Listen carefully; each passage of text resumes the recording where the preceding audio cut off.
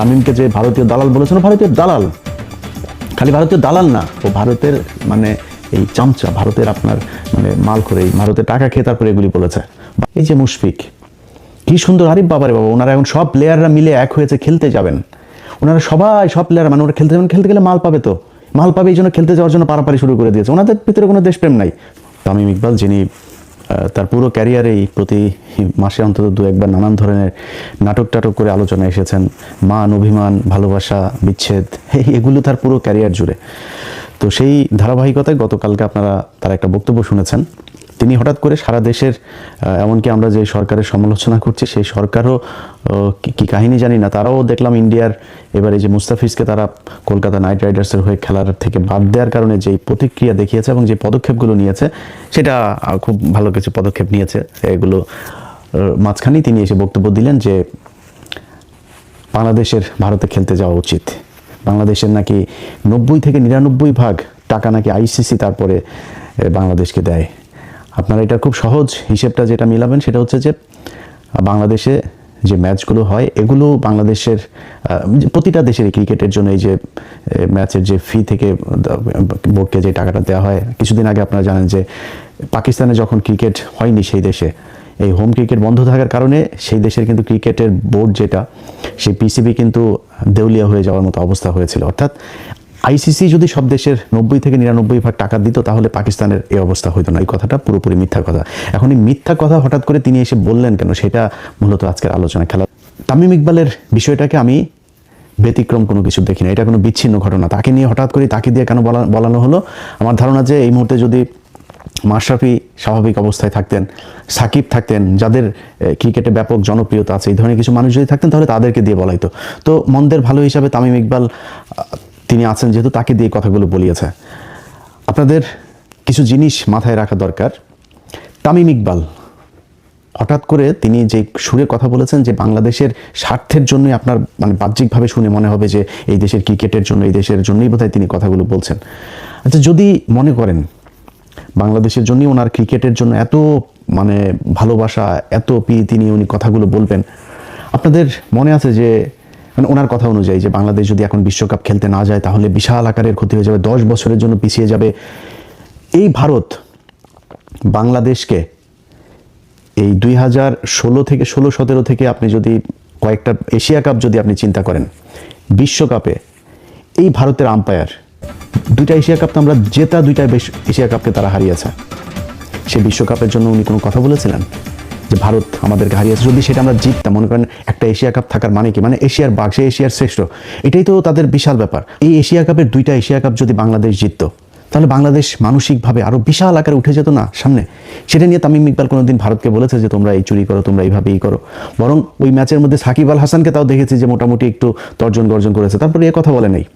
তারপরে ধরলাম ধরেন ওনার বিশাল ভালোবাসা, উনি বাংলাদেশের ক্রিকেটকে বাঁচাইতে চায়, কারণ একটাই মাত্র জায়গা, সেটা হচ্ছে ক্রিকেট, যেখানে বাংলাদেশের মানুষ কোনো দলাদলি করে না। এই ক্রিকেট যখনই আসে তখনই বোঝা যায় যে এই দেশের মানুষের কত দেশপ্রেম, সবাই এক হয়ে যায়। সেই ইন্ডিয়া হোক, পাকিস্তান হোক, ইংল্যান্ড হোক, অস্ট্রেলিয়া হোক, যেটাই হোক, ক্রিকেটে আমরা সবাই এক। তো এখন এই যে ক্রিকেট নিয়ে আমরা এক হয়ে আপনাদেরকে এত ভালোবাসা দিলাম, দেশের জন্য আপনাদের এত ভালোবাসি, আপনি 2018 সালে যখন দেখলেন যে আপনার তো অবসরের সময় চলে এসেছে, মানে আপনার যে জনপ্রিয়তা, আপনি যা করতে পারতেন ওইটার দিকে তাকাইলেন না, একটু দেশের কথাও চিন্তা করলেন না। আপনার জাস্ট যেহেতু অবসরে চলে যাবেন, এখন আপনার পরে কি করবেন, নিজের পকেটে ঢুকতে হবে, টাকা পয়সা, ধান্দাবাজি, নিজের ক্ষমতা লাগবে, কি দিয়ে হবেন, ব্যাস নৌকায় ঢুকে গেলেন। 2024 সালে আমি পৃথিবীর ইতিহাসে এরকম কোনো ক্রিকেট মানে প্লেয়ার দেখি না, এমন কোনো ক্রিকেট টিম দেখি না পৃথিবীর ইতিহাসে বিচ্ছিন্নভাবে। এই ইয়েতে আপনার ভারতে একটা হয়েছিল, সেও অবসরে ছিল এরকম একজন প্লেয়ার। মানে বাংলাদেশের সাকিব, মাশরাফি, ওইদিকে একবার তামিম যায় হাসিনার সাথে, একবার মুশফিক যায় হাসিনার কাছে, পুরো টিম ধরে আপনার নির্বাচনী ইয়েতে গেল, নির্বাচনী প্রচারণায় তারা অংশ নিল, একদম পুরো টিম ধরে। আমার মনে আছে, আমার চোখে এখনো ভাসে যে তারা এই ওই যে গাড়িগুলোতে, গাড়ির বহন নিয়ে তারপরে তারা মিছিল করছে, নৌকার মিছিল। এই পৃথিবীর ইতিহাসে এমন কোনো জায়গা আছে যে এই দেশে এরকম ঘটনা ঘটেছে? পুরো ক্রিকেট টিম ধরে যায়, আপনারা একটা রাজনৈতিক দলের নৌকার মিছিলে যান, আপনারা একজনের ভোট করেন, আপনারাও এমপি হইতে যান, ভারত থেকে খেলা বন্ধ করে খেলা থুয়ে দিয়ে তাড়াতাড়ি করে এসে ঢাকায় এসে আপনার সাকিব আল হাসান সে যে কাগজপত্র সাইন করে দিয়ে গেল, মনে আছে আপনাদের?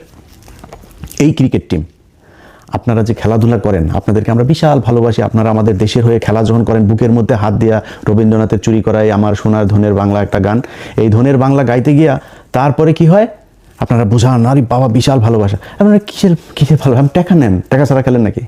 বাংলাদেশের এমন কোনো সেক্টর নাই যে এত টাকার মালিক হওয়া যায়, ক্রিকেট খেললে যত টাকার মালিক হওয়া যায়, কোটি কোটি টাকার মালিক হওয়া যায়। আজকে যে মুস্তাফিজকে নিয়ে আমরা এত কান্না করছি, আপনাদের মনে আছে?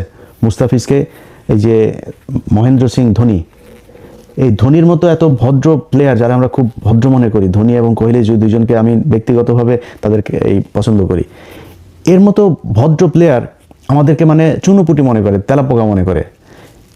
এই মুস্তাফিজরা একবার মনে আছে পিচের মাঝখানে কিভাবে ধাক্কা দিয়ে, ইচ্ছাকৃতভাবে ধাক্কা দিয়ে মুস্তাফিজকে ফেলে দিয়েছিল, মনে আছে আপনাদের? মুস্তাফিজের যদি লজ্জা থাকতো তারপর থেকে আর কোনদিন ভারতে খেলতেই যেতে চাইতেন, ওইটার প্রতিবাদ করা হতো। ওনারা ভারতের সামনে গেলে মনে হয় একদম মানে ওই যে IPL-এ ডাকবে কিনা ওইটা মাথার মধ্যে থাকে, ওইটা মাথায় থাকার কারণেই ওই করে আর কি, মানে ওরা যাই করুক সেটাকে তারা অ্যাকসেপ্ট করে নেয়। সেটাই ঘটেছে, সেটা সবার ক্ষেত্রে ঘটেছে এবং মুস্তাফিজের ক্ষেত্রে সেটাই ঘটেছে। সে যায়, যে খেলে আসে এবং আমার বিশ্বাস সামনেও যাবে, আবারও যাবে, কারণ ওরা তো দেশের জন্য খেলে না, দেশপ্রেমে ওদের ভেতরে নাই, ওরা টাকার জন্য খেলে। টাকা বলেন যে BCB আর কোনো প্লেয়ারকে মাসিক টাকা দিবে না, দেখেন না খেলা খেলতে যায় কিনা, টাকার জন্য খেলে। তারপরে ভাই আপনারা খেলাধুলা করেন, কোনো সমস্যা নাই, আপনাদের কারণে।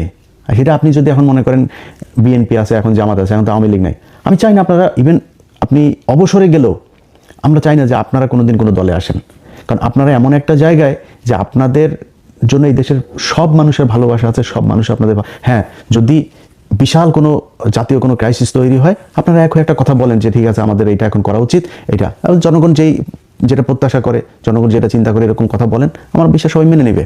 কিন্তু খামোখা এই যে নির্বাচনে যাওয়া, MP হওয়া, তারপরে ধান গম চুরি করার আশায় এই সংসদে যাওয়া, এটা তো আপনাদের দিয়ে মানেন, আপনারা করতে পারেন না এটা, কারণ আপনাদেরকে আমাদের পকেটের টাকা দিয়ে আপনাদেরকে দেওয়া হয়, খেলতে সুযোগ দেওয়া হয়।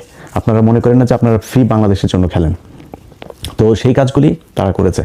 আপনি এই গত 15 বছরের বাদ দিলাম, যদি 18 সাল থেকে 24 পর্যন্ত 5-6 বছরের কথাও যদি বলি, যে প্লেয়ারগুলো চুপচাপ 3 তারিখে 3 আগস্ট 2024 তারিখ 3 আগস্ট এই তামিম ইকবাল সে প্রধানমন্ত্রীর কার্যালয়ে গিয়েছে।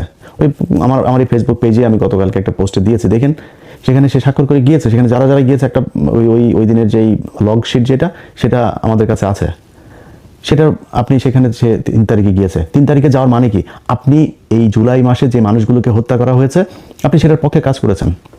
প্লেয়ারদের যে বিষয়টা, এই গত 15 বছরে যা যা ঘটেছে, এই যে আসিফ নজরুলের হাজার হাজার আসামি হওয়া যাবে না, এই প্লেয়ারগুলো আসামি হওয়া উচিত ছিল, কারণ এরাই 2024 সালের এই ড্যামি নির্বাচনের, এই স্বামী আর ড্যামি মিলা যে নির্বাচন করেছে, এই ড্যামি নির্বাচনের বৈধতা দিয়েছে এরা।